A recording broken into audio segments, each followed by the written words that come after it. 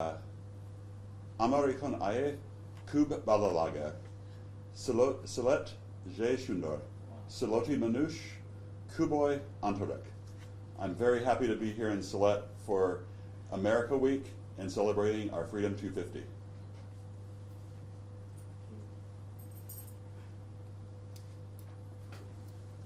Okay. All right, Mr. Alaf.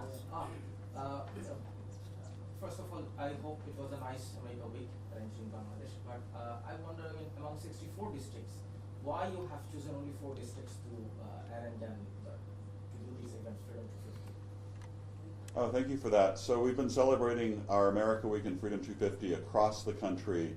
We started in Chittagong, we went to Dhaka, over to Rajshahi, and now, last but not least, up to Sylhet.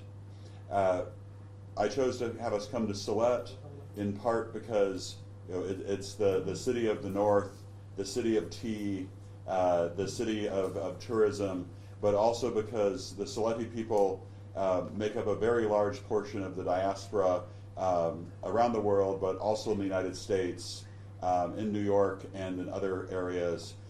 Plus, this is also the hometown of my friends, the Minister of Commerce and the Minister of Labor, both of whom graciously hosted me today to help me learn more about Sylhet.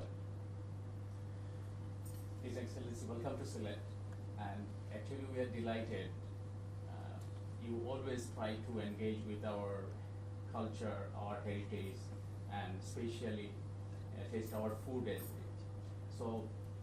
So we see today you taste sweets of our Sylhet, 7-layer tea, 7 colors tea, and beef with shakpora, a menu from Sylhet. So what about Sylheti cuisine, Sylheti food? Well, if I have my Sylheti right again, Jay Shad, very delicious. I really particularly enjoyed all of the sweets at Dudwala this morning. They were a great story of entrepreneurship and very welcoming. I hope to be able to get more of their sweets in Dhaka at some point soon. Food is really a great way of sharing culture. I love getting to know the local cuisines. The 7-layer tea they call the most Instagrammable dish in all of Bangladesh, but it was also very tasty. So I was really glad to get to try that and to sample Sylheti culture, not just Bangladeshi culture, through all of the food. Thank you. Next. Welcome to Sylhet. What have achieved 215 years freedom in US. Actually meant to say, like, what about 250? I mean, Freedom 250, how was it? Thank you. So, it's an exciting time to be the U.S. ambassador to Bangladesh. You don't turn 250 years as a nation every single day. And, the story of our struggle for independence, our saga to create a nation that took place, 250 years ago, inspired much of the world, including, I know it inspired many here in Bangladesh's own struggle for independence. So we're excited to come and share more of our story, more of our history, help inspire a new generation, as we're here in Bangladesh today. But as Secretary Rubio, my boss, has said, Freedom 250 is not just about the last 250 years. It's also about the next 250 years. And what can we do as nations together? How can we keep growing our partnership? How can we keep building those people-to-people ties? How can we keep growing trade ties, reciprocal trade, lifting both tides together, building both nations together?